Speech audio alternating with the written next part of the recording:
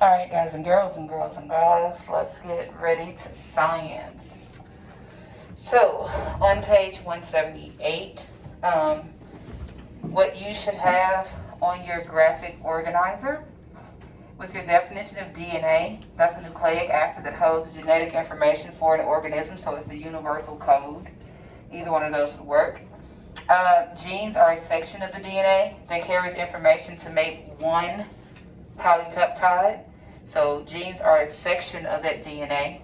Chromosomes are going to be your thread-like structures of nucleic acid and protein that carry the genes. And then, of course, the nucleus is the location of your genes. So I'm going to go to a prepared document in a minute on that to show you guys that, but I want to go over this one first because it's at the bottom of page 178 before I switch over. And hopefully you've had a chance to copy it down. If not, I'll put it back up during lunchtime and you can copy it down then. So what this is, it's a breakdown of, it's a detailed diagram of the structure of DNA. So we know that DNA has two strands, it's double-stranded. So I have my two strands. One strand is called a leading strand. This is your template strand. The sequence of nucleotides in the leading strand is what actually holds your genetic information, okay? This is a genetic code. Your leading strand is going to be bonded to what's called a lagging or a complementary strand. And this is the strand that bonds to the leading strand, your template strand, to keep it stable. So that's why DNA is composed of two strands, where RNA is usually just one strand. Now, a nucleotide is one sugar, one phosphate group, and one base. So you see it outlined here in green.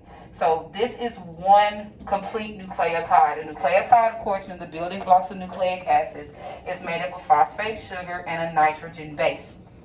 Now, in DNA, that nitrogen base can be either adenine, guanine, thymine, or cytosine, represented by the letters A, T, G, or C.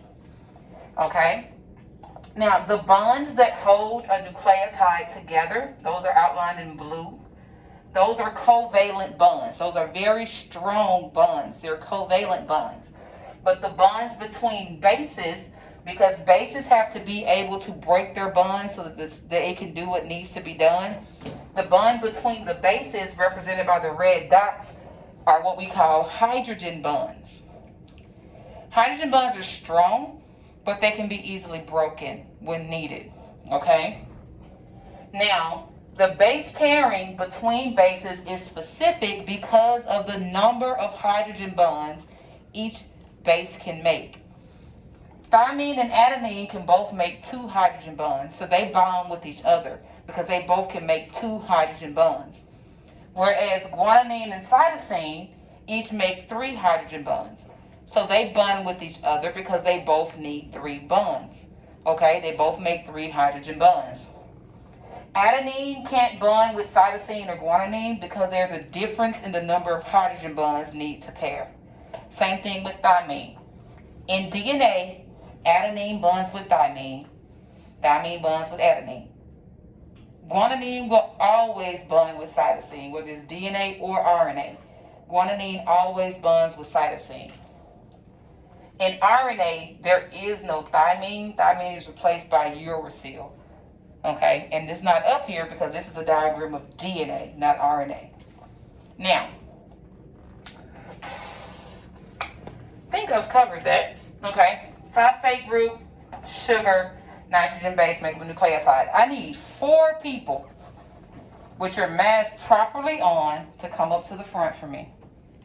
4 people. Come on. Come to the front. I need 2 more. 2 more. All right. Y'all go, girl. Come on the front. Okay, come on the front. Yeah. Stand in front of him. In front of him. I need 1 person to come stand in front of Muhammad. And try not to hit my phone in the process. All right. Now, I need you to put your right hand in front of you, just like this. If you're behind the person, put your right hand on their shoulder. Rest it on their shoulder. All right. I need you to stick your left hand out to the side of you. Now, these people represent the two strands. The two lines represent the two strands of DNA, because DNA is double-stranded. Their right hand, body fist up, right hand, if you're in the front, if you're not, because you're bonded, represents the number 5 carbon. What does the right hand represent? Number 5 carbon. The right shoulder represents the number 3 carbon. What does the right shoulder represent? Number 3 carbon. So we're looking at the right side. The fist is the 5, the right hand is the 5, the shoulder is the 3. Now I'm going to put something in their hands, in their right hand. I mean the left hand, this is the left hand. The left hand is the carbon that bonds to a nitrogen base. You can close your hand. All right. There you go. So the nitrogen base is attached to the carbon that's over here. Y'all with me? Now, there's 2 strands. Look at where the nitrogen base is. The nitrogen base is in the left hand, with both strands facing the same way. Because the way they're standing now, the 5 carbon is in the front of the line, the 3 carbon is at the back of the line. So both strands are going 5 to 3. Do y'all see that? With both strands going this way, can the nitrogen bases bond together? No, they can't. Because the nitrogen bases are on, you see where they are? Are the nitrogen bases near each other? They can't bond together. Okay, I'm going to pull you guys. Just keep your hands where they are. Shania, go to the back, go to the back. Now turn, no, don't, no, you got to face this way. Yeah, what you doing? I'm talking to her, not you. You good. Keep your hand out front. Put your hand back on her shoulder. What did I just do? I made them closer. I made them anti-parallel. Because what happened? What's at the front of this line now? 3 or 5? 3. What's at the back of this line? 5. What's at the front of that line? 5. What's at the back? 3. Look at where the bases are. Can they bond? Put the top on the eraser and hold your hand on. Put the top on his marker, baby. Now what can the nitrogen bases do to each other? Now they can bond. Okay? So this is what we call directionality. In DNA, one strand has to go 5 to 3. The other strand has to go 3 to 5. So that way, the bases can bond in the middle. Good job, y'all. Thank y'all. Grab a seat. And them arms hurting now, though. To get your little workout in for the day. Appreciate you. Appreciate you. Appreciate you much. Appreciate you much. So, the strand that goes 5 to 3, where the number 5 carbon is in the front and the 3 carbon is in the back, is what we call the leading strand. That's the template strand. The strand that was 3 to 5, where the 5 was in the back, but the 3 was in the front, we call that one the lagging strand or the complementary strand. DNA strands are what we call anti-parallel. One strand has to go 5 to 3, while the other strand is going 3 to 5, so that the bases can bond with each other. Okay, y'all with me? That's the directionality. And now you know why. Because if they both went 5 to 3, bases can't bond. Okay? Alright. I think that was all that wanted you to see. Any questions about this? So we understand the directionality now. And the whys. Cool beans. Now let's go to another document. And let's look at nucleotide, the chromosome. Let's look at how this all goes together. DNA is a nucleic acid. It stands for deoxyribonucleic acid. Nucleic acids are built of nucleotides.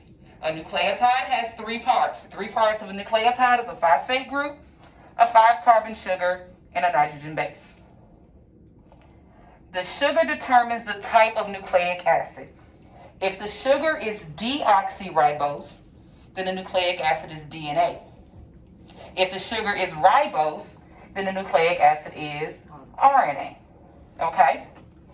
Now, when nucleotides bond together, they create a backbone that is a sugar phosphate backbone. This is one nucleotide, this is one nucleotide, this is one nucleotide. But when we look at it, I almost wrote with this thing on that board. when we look at it, I got a phosphate, sugar, phosphate, sugar, phosphate, sugar. This part is the backbone of the nucleic acid. It's a repeating sugar phosphate backbone. The sugar in one nucleotide bonds to a phosphate group in the next nucleotide. When they bond together, they make a polynucleotide. DNA, we know, is made up of 2 strands. So you get 2 polynucleotides, flip one of the strands, and the bases bond together. We know this one goes what to what? 5 to 3, which means this one is going what? 3 to 5. Awesome sauce. So, now, nucleotides make up a strand of DNA. How does it hold our genetic code, though? On a strand of DNA, those nucleotides have specific bases on them. Remember the A's, the T's, the G's, and the C's? The sequence of A's, T's, G's, and C's is your genetic code. That's the code. But if I take a specific section of a strand of DNA, and that specific section codes for one polypeptide, and what's a polypeptide? Yep, a sequence of amino acids, and polypeptides make proteins. Exactly. So when that one section codes for a polypeptide, I call that section a gene. You can have thousands of genes on one strand of DNA. So on a strand of DNA, you have sections, and each individual section that codes for a polypeptide is called a gene. Okay? So nucleotides make up DNA, and if I was to take a specific section of that DNA, I call that a gene. Now, DNA, when it associates with proteins in eukaryotic cells, so that one strand of DNA will associate with histone proteins and the centromere protein, and that's when we call it a chromosome. Nucleotides make up DNA. DNA with protein makes up a chromosome. And so these sections of the DNA on the chromosome are what makes the genes. Are y'all following? So genes make up DNA? Genes are parts of DNA. They're a section of DNA. So if I take a bunch of A's, T's, G's, and C's, and if I take a specific section, I call it a gene. I take another section, I call that a gene. Okay? So we see the genes on the chromosome. Each chromosome carries information for different things, carries different genes. In humans, we have a total of 46 chromosomes. There's 23 pairs. So that means you have 2 number 1s, 2 number 2s, 2 number 3s, 2 number 4s, so forth and so on. The only place you may be different is with your sex chromosome. Ladies have 2 X's, men have an X and a Y. Okay? But the genes on chromosome 1 do not code for the same information on chromosome 2. Every cell in your body has your complete genome. Except for your gametes, it has half. Every body cell has the same 46 chromosomes. But the difference between a skin cell and a hair cell or a liver cell or a muscle cell is not that it's missing chromosomes, it's which genes are turned on and which genes are turned off. Turning on a different set of genes makes a different type of cell. But every body cell has the complete genome. It has every chromosome that's found in every other cell. Are y'all clear on that? Turning genes on and off, that's what we call cellular differentiation. That's how you make the cells different. By turning on, when the body, well, you can't turn them on and off, but when the cells were turned, certain genes were turned on and off during development. I wish we could turn certain genes on and off. Yeah, I'll turn my hand on. Alright. So, next thing. Let's see, what's next on my agenda? Next thing we need to talk about is we need to review the cell cycle, the mitotic cell cycle. Is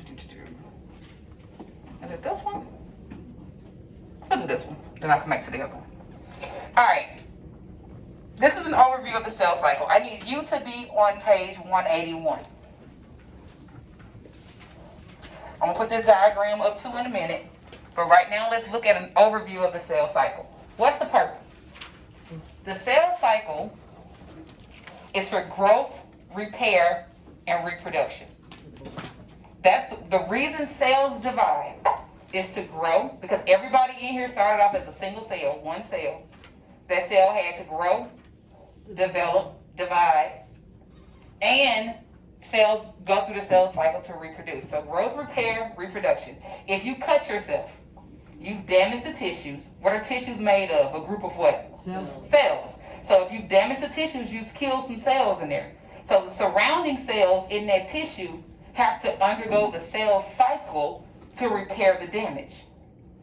Most of your cells, once they've matured, do not just go into the cell cycle.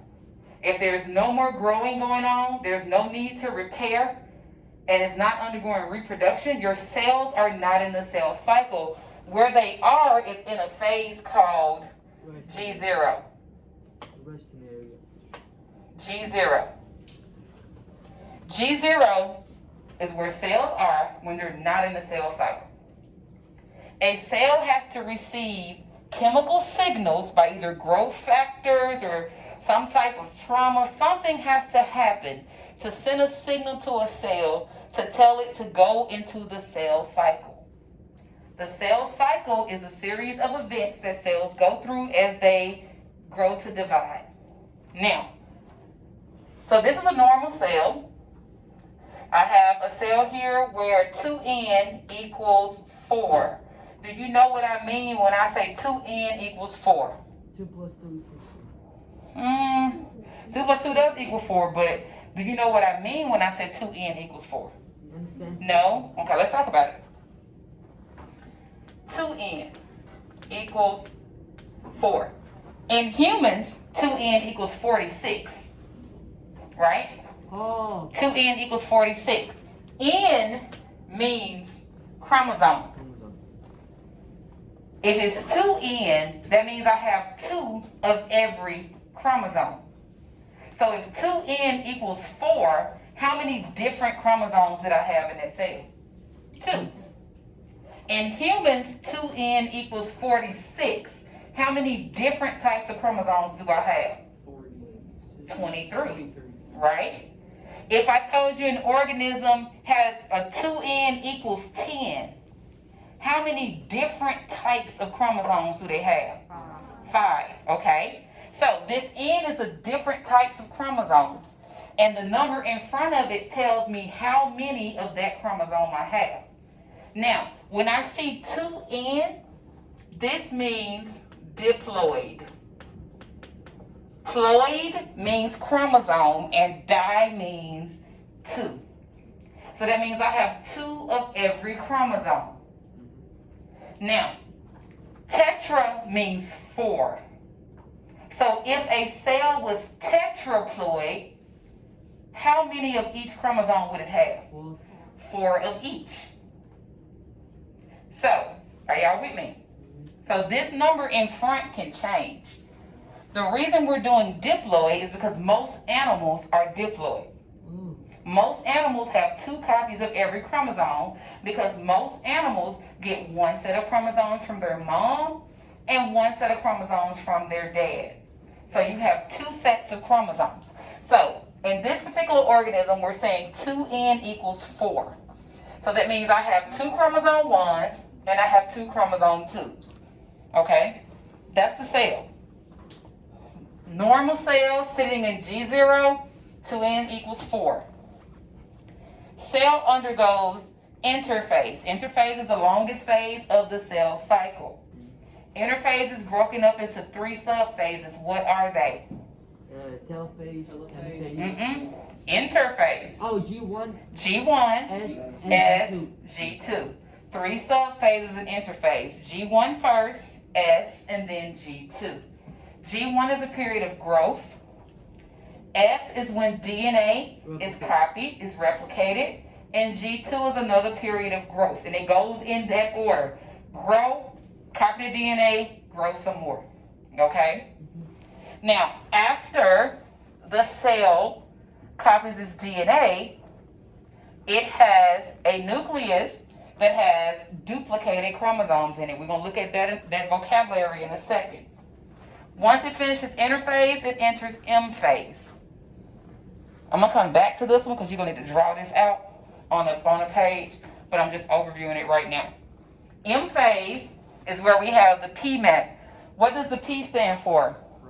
Prophase, the M, Metaphase. the A, Anaphase. the T. Telophase. All right, and in most cells, telophase is followed by cytokinesis, which is when the cytoplasm divides. Again, we're coming back to this one.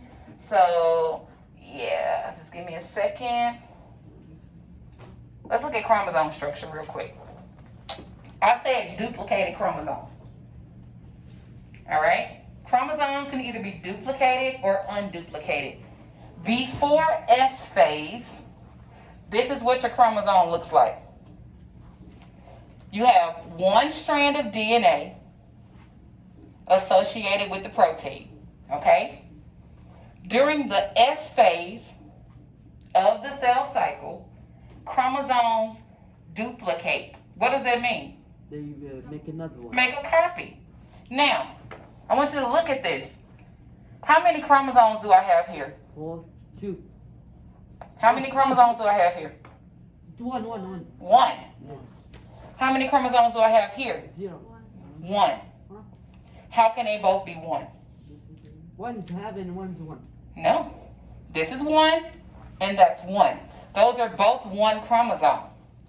This is one unduplicated chromosome, and this is one duplicated chromosome. You see the little red piece in the middle? It's holding it together, so it's one piece. It's one thing. One of them is duplicated, this one, and one of them is unduplicated. This is where the vocab is tricky. This is one chromosome. This one chromosome has one chromatid. Okay? This whole thing right here is a chromatid. One chromosome made up of one chromatid. Over here I got one chromosome, but how many chromatids make it up? 2. 2. Okay? One chromosome, meaning one piece of DNA, so there's one chromatid. Over here, one chromosome, 2 pieces of DNA, so that means there's 2 chromatids. That's where the vocab kind of gets tricky on you. Y'all with me? All right. As long as these two, we call these sisters because they're identical. As long as these two are held together by their centromere, it's one. As long as they are identical to each other, held together by that centromere, one chromosome. Got it? All right. Messing up my stuff over here. I'm so tired. All right, so now I did that. Structure DNA detail. Cell cycle diagram. Nope, not that one. Wrong one. Open the wrong one, guys. Sorry. It's okay. You can take the whole class. Here we go. This is the page you're on now. Are we filling it? This is the page that you're on now.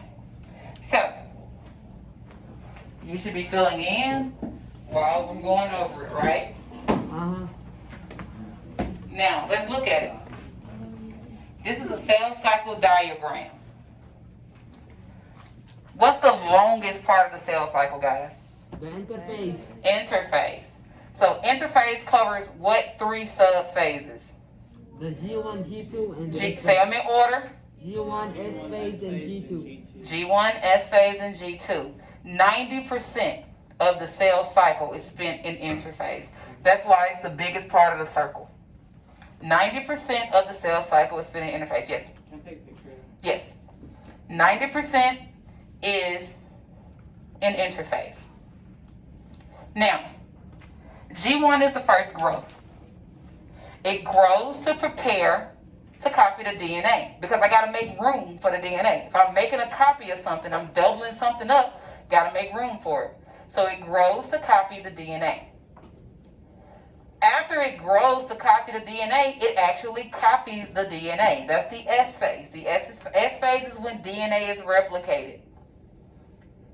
After it copies the DNA, it grows some more. So, because the goal is to go from 1 cell to 2 cells, right? So I got to grow some more so that I can actually prepare to divide. Okay? So interphase is a period of growth and replication. That's all that happens in interphase. Growth and replication. Interphase has 2 checkpoints. Now, the diagram with the checkpoints is on a later page. It's on like page 192, so you might want to make yourself a note of that. But I added it here so we can go ahead and cover it all at one time, okay? So you add your checkpoints on page 192. But interphase has 2 checkpoints. There's a G1 checkpoint and there's a G2 checkpoint. A checkpoint is the way the cell regulates the cell cycle, the way it makes sure things are going the way they're supposed to. So before a cell enters the cell cycle, it has to pass the G1 checkpoint. Think of it as like a traffic light. Either I'm going to let you go, or I'm not, or I'm going to tell you to slow down and fix some stuff. So you got red, yellow, or green. One of those things is going to happen. The purpose of the G1 checkpoint is to see, before you divide, is your DNA damaged? If it's not, go ahead. If it is, fix it, or you can't do this. It's also going to check to make sure the environment is favorable for the cell to divide in the first place. Because what if there's no room for the cell to divide and the cell wants to divide? Should it divide? No, there's no space. So, G1 checkpoint saying, yeah, I know you want to divide, but where you going to go? So now, sit your butt down. You ain't doing nothing. It's not time for you to divide. That's the G1 checkpoint. Once the cell passes the G1 checkpoint, it copies its DNA. It grows some more. It's getting ready to divide. But before it can divide, there's a G2 checkpoint. What happened between G1 and G2 that's extremely important? What happened? DNA replicated. What if it didn't replicate right? Do you want it to continue? No. So the G2 checkpoint is checking to make sure DNA replication was accurate. Did you replicate that DNA right? Yes. Okay, you can go on. Did you replicate it right? No. Can you fix it? Yes. Fix it. Then go on. Can you fix it? No. Kill yourself. Literally, that's what it says. It's apoptosis. It's programmed cell death. If the cell can't fix it, it kills itself. It undergoes apoptosis. Okay? Like literally. That's the G2 checkpoint. Can they lie? What? Can they lie? Can they lie? Can they lie? Yeah, that's called cancer. We're going to get to that later on. Alright. Now, so interphase. G1, S, and G2. 2 checkpoints. One before you start and one before you move on. Y'all with me? Yes, ma'am. Alright. Following the G2 checkpoint, the cell enters into what's called M phase. M phase is the period of division, because the whole point is to divide the cell, right? Now, we replicated the DNA. Where is DNA located in a eukaryotic cell? Where is it? In the nucleus, right? So, when a cell divides, I have 2 copies of DNA in my nucleus, so the first thing I got to do is separate that out. So it divides the nucleus first. After the nucleus has been divided, then it will divide the rest of the cell. Then the cytoplasm divides. So when the nucleus divides, that's the PMAT. The purpose of the PMAT, the purpose of M phase, is to divide the nucleus. That's what it's for. Once this has been divided, then you go into cytokinesis, which is dividing the rest of the cell. You do not have 2 cells until cytokinesis. G1S, G2, M phase, all this is happening inside of 1 cell.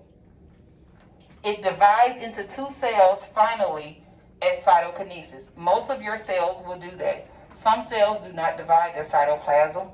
They don't undergo cytokinesis. They just have multinucleuses. They have multinuclei. All right, now, notice as the nucleus is dividing, there's a checkpoint right here, though, halfway through the nucleus dividing. There's an M checkpoint. That's the last checkpoint. The M checkpoint is checking to make sure the DNA is ready to divide. If it's not, it has to fix it. Once the cell passes the M checkpoint, it's going to complete the cell cycle. The M checkpoint is the last time that the cell can say, kill yourself. Apoptosis, okay? Last time. If the cell gets past the M checkpoint, even if it's messed up, it's going to finish. And you're going to have 2 messed up cells at the end. Because, some things can bypass these checkpoints. All right, any questions about this? Okay, let's go in detail then with what's going on at the M phase. What's happening with PMET? Let's talk about it. Whoa, didn't mean to do that. You go back. I meant to hit open because I already wrote all this doing my planning block. I don't remember where I put it in though. Cell flow chart. No, where is it? Let me see. This better be it. That ain't it. I know I did this. I'm gonna be so mad if I didn't save it. Nucleotide, chromosome, cell cycle overview, cell cycle detail. That's what happened to me one time. I took it. Oh, here it is. Duh. Yeah, we ain't go over it in detail.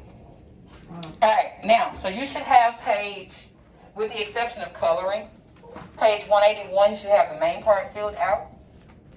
So now you need to turn to page 185. Turn to page 185.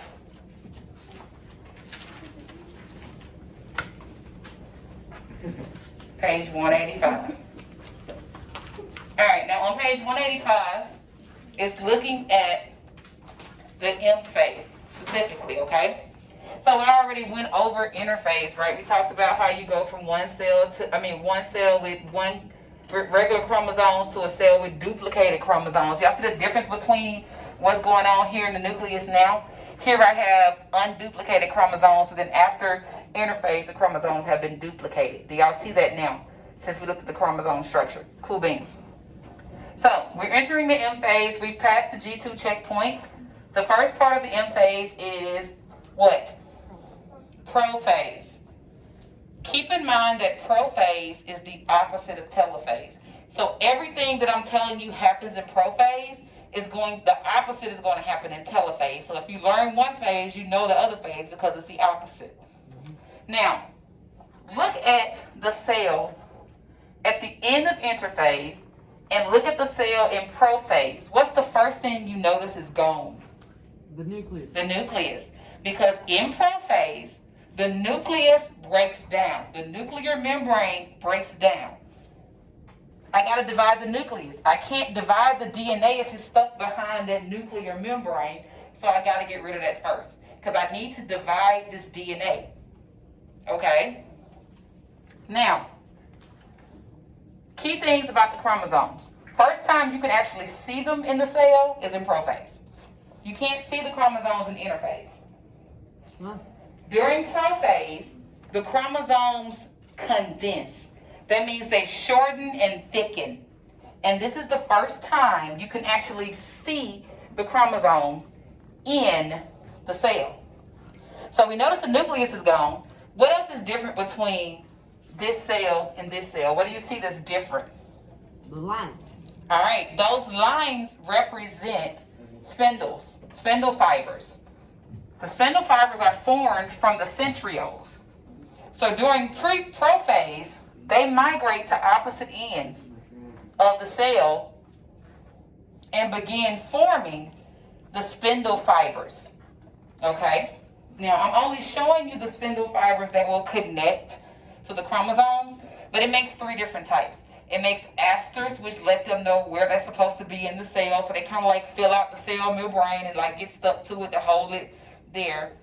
makes ones that connect to the chromosomes, and it makes some that push against each other to make the cell get even bigger. Okay? So, spindle fiber forms, connects to the chromosomes. Now, notice how they're connecting. This is a duplicated chromosome. How many chromatids do I have in a duplicated chromosome? 2. 2. So one centriole on each side connects to one chromatid. Because the original cell had how many chromatids in the chromosome? 1, right? So my new cells each need 1, but this cell has 2 chromatids. So the centrioles connect the fibers to each side of the chromatids, each side of that chromosome, 1 to each chromatid. During metaphase, to make sure it has done that, it pulls every chromosome to the middle of the cell. Metaphase is when they line up. This is why we have an M checkpoint. The M checkpoint is checking to make sure all chromosomes are lined up and each chromatid is attached to an opposite centriole. Okay? What happens if they're not attached to opposites? Then you'll end up with a cell that has too much DNA in it. That's a genetic mutation. Now, following metaphase, what happened? What happened to these sister chromatids right here? They got separated. Anaphase is when the sister chromatids separate from each other. See, they're no longer together. Now see that? No longer being held together. This is anaphase. This is when they actually separate. That's when they get their freedom. Now, I told you telophase is the opposite of prophase. In prophase, what happens to the nucleus?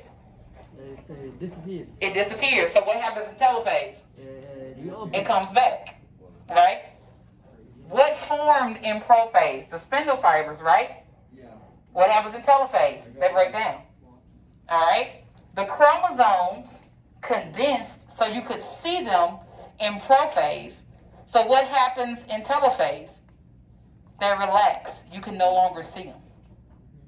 So telophase is the opposite of prophase. But I want you to notice, how many cells do I still have in telophase?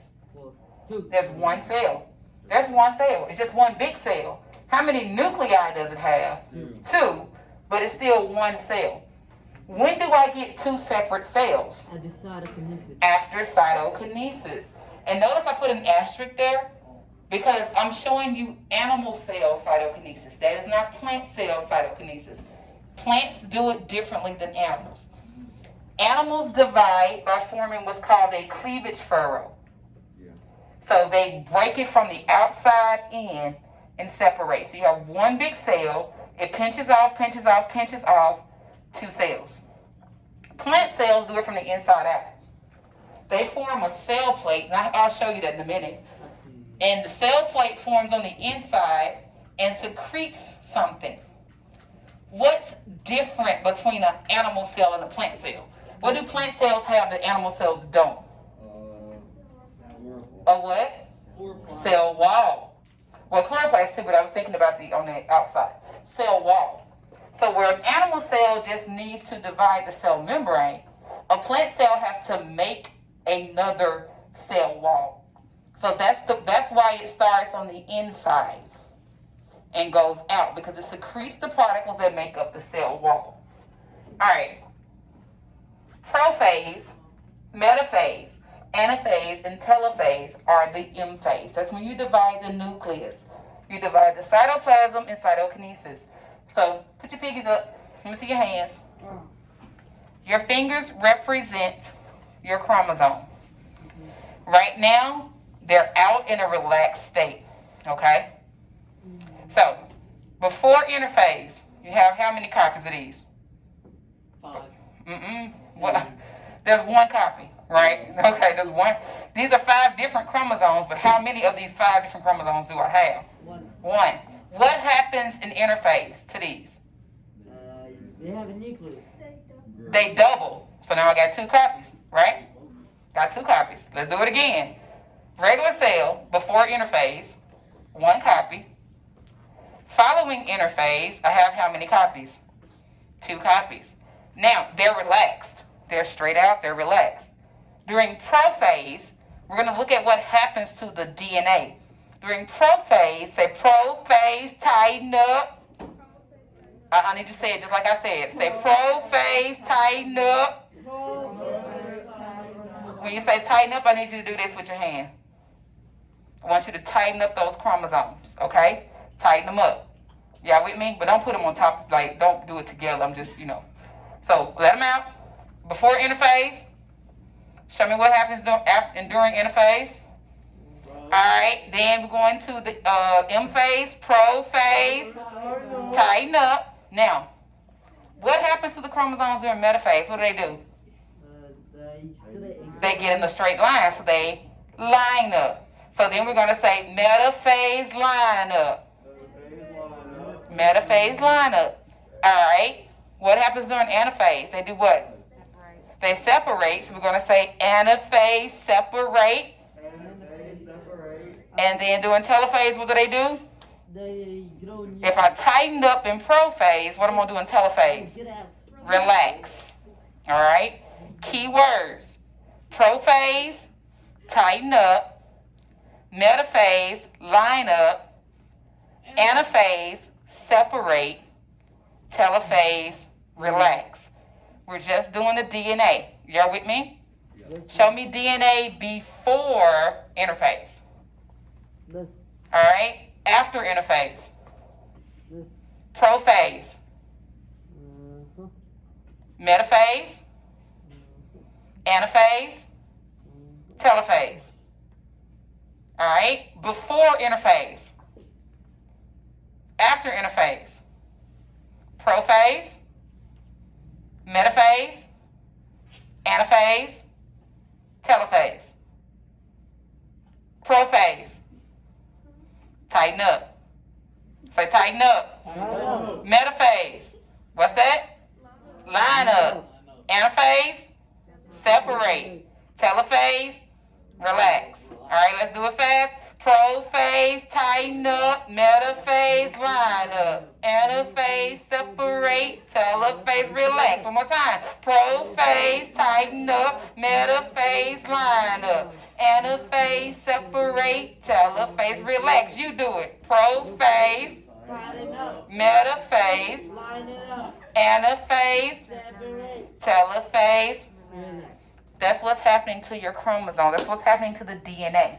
Are y'all with me? What happens to the DNA during metaphase? What does it do? It lines up. What happens during prophase? What happened to it during prophase? What did it do? Tighten up. What happened during anaphase? They separated. And what happens during telophase? Relax. How many chromatids in my chromosome before interphase? 1. How many chromatids in a chromosome after interphase? 2. Y'all with me? Cool beans. All right. Let's talk about what happens when the cell cycle goes wrong. You get cancer. Let's talk about what happens when the cell cycle goes wrong. Everybody in this room at one point or another has had a cancer cell in your body. Notice I said cancer cell, not a cancer diagnosis. When I say cancer cell, that's cancer with a little c. When we talk about cancer, the illness, we're talking about cancer with the big C. Okay? There's a difference. Your normal cells, if they are exposed to a mutagen or a carcinogen is something that can cause cancer, like UV radiation, the stuff that's in vapes and in cigarettes and all that. If your cells are exposed to that, it can cause the DNA to mutate or change. So if you look at my 2 cells, I started off with red, blue, green, and yellow. I ended up with blue, orange, and 2 green. That's not what I should have. That's not that cell. So that cell has changed from a normal cell to a cancer cell. The process of a cell changing from a normal cell to a cancer cell is called transformation. So the cell has been transformed. Now, usually, your immune system detects this and tells the cell, kill yourself. That's called apoptosis, programmed cell death. The cell is destroyed.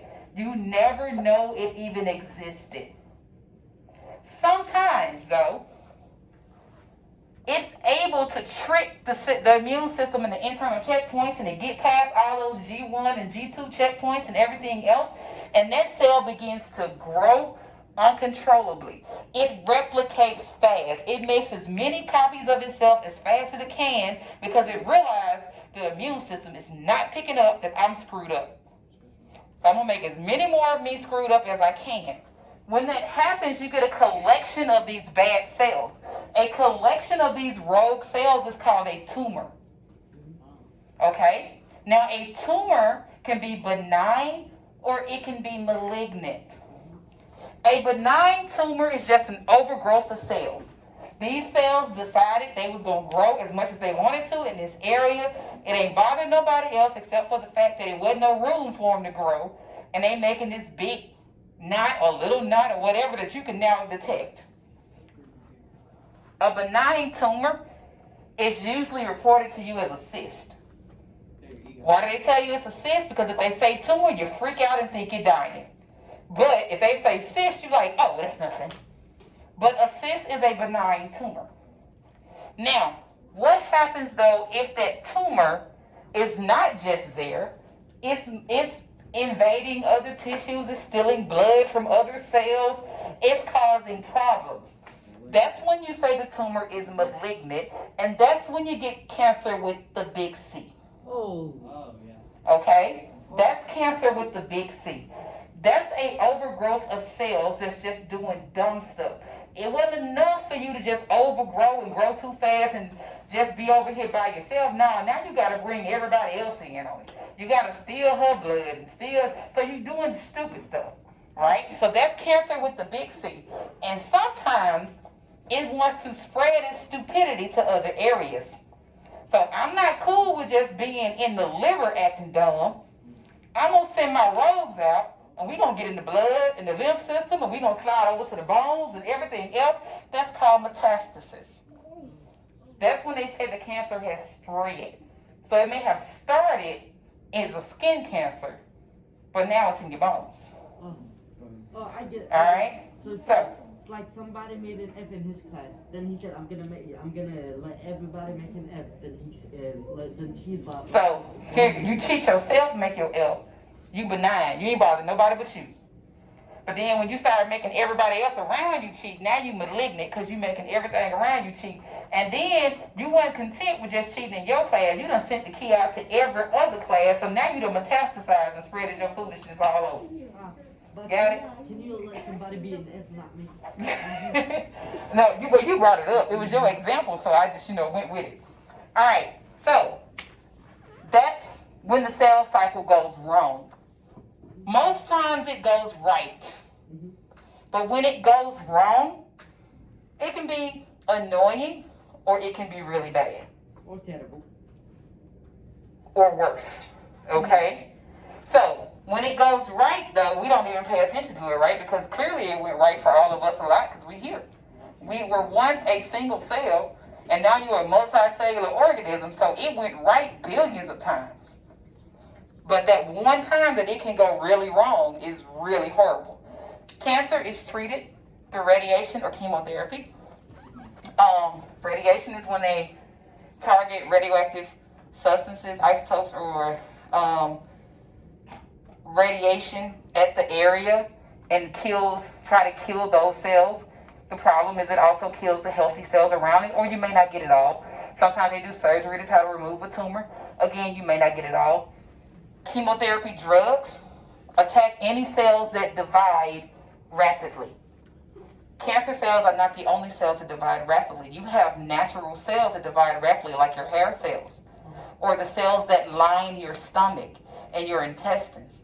So when a person takes chemotherapy drugs, it attacks all those cells because it can't tell the difference between a cancer cell and a normal cell dividing rapidly. That's why a lot of people under cancer treatments lose their hair, or they have all the nausea and the other stomach issues, because in addition to killing the cancer cells, the drug is also killing off normal cells. Question? I was gonna say, I thought a lot of people lose hair. Yeah, that's exactly why.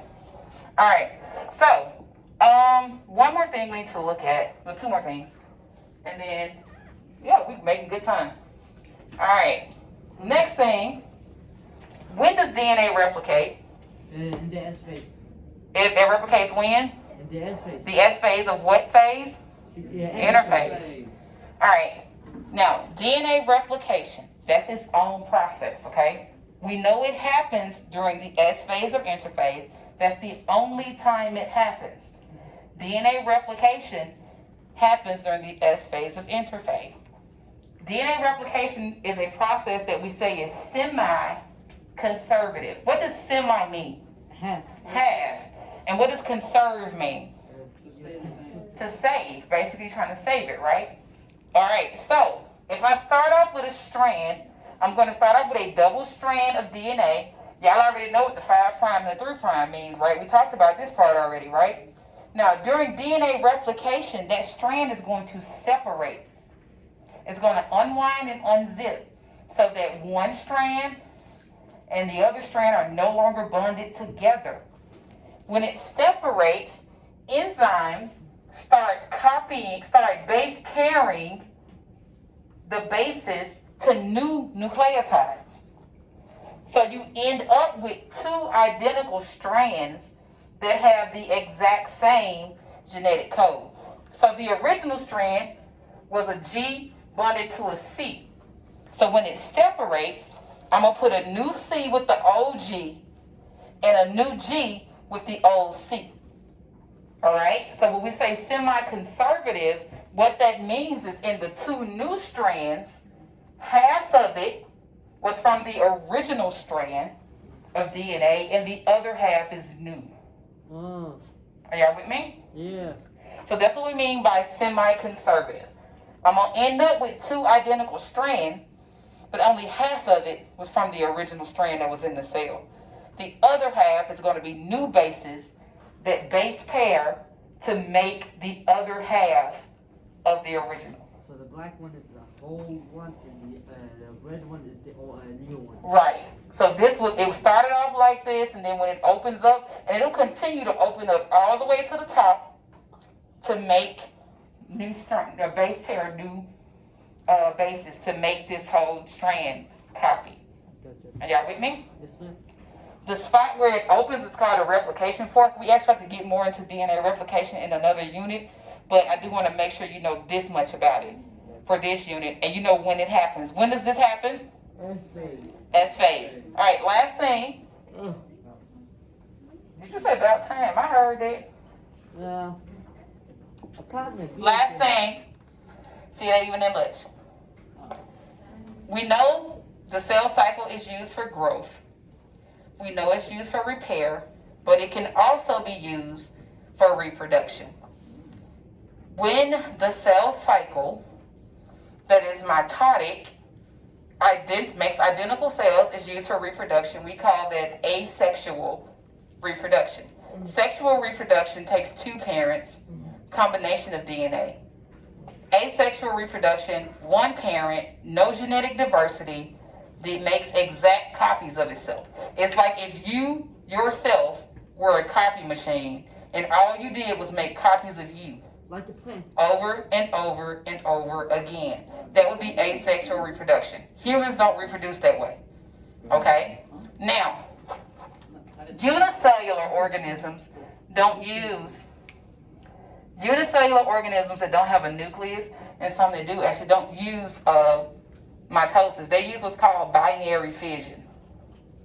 One cell replicates its DNA, divides its cytoplasm. So one cell becomes two. Binary fission is quick and easy. That's what bacteria do. They don't have to divide their nucleus because they don't have one. So they copy the DNA, divide the cytoplasm, we're good. Yes? I thought like figured out a way to make like reproduce with bone marrow or something. Yeah, marrow babies. Huh? Let me finish this and I'm gonna ask you about that. All right. Why am I saying a heart? Somebody drew a heart somewhere. in green? That must be my heart.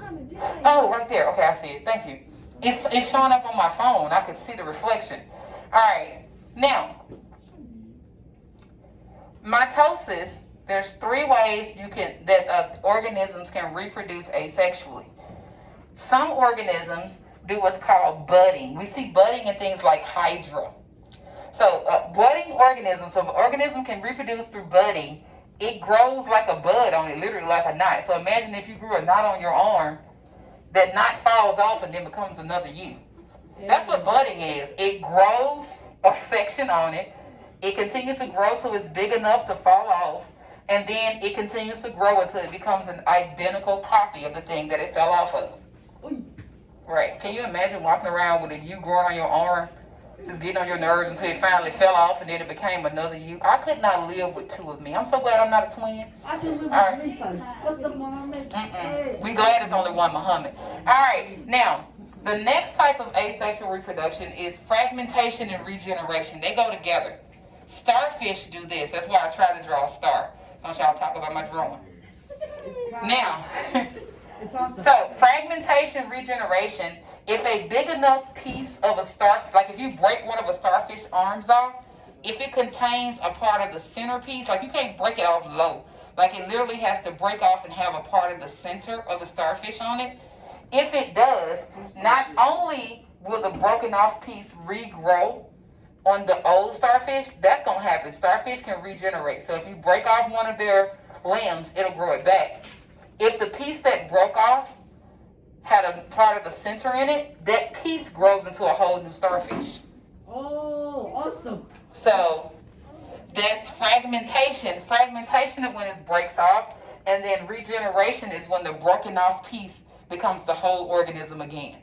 So, Kaka, I have my stomach and my head. Don't try that. You're not a starfish. All right, the last type of asexual reproduction is called vegetative propagation. You ever heard somebody say if you have weeds in your yard, if you don't get the root out, they're just going to come back? Yeah. Because a lot of weeds reproduce asexually. The root is what we call a runner. It sends a runner underground, and all along the runner, it can pop up new plants. So if you only cut this part off, the runner underground is going to keep popping up new plants. So that's called vegetative propagation. That's why you got to get the whole root out. If you don't get the whole thing out, you wasted your time. Oh. All right? So plants do that, and that's called, not all plants, some plants do this, and it's called asexual reproduction. Other plants use pollen and ovum to reproduce, and it's sexual. Plants that can reproduce asexually do it through vegetative propagation. Those are the 3 ways that you can use mitosis for asexual, and then unicellular organisms like bacteria use binary fission. Any questions? Wow. It would be awesome if, like a candy, you can do that with candy, like bite half of it and wait till I don't know. If I would want to eat candy that if you bite off of it, it comes back. Because then can you really digest it? Right. Just less money means good thing for me. Okay. All right, guys and girls and guys.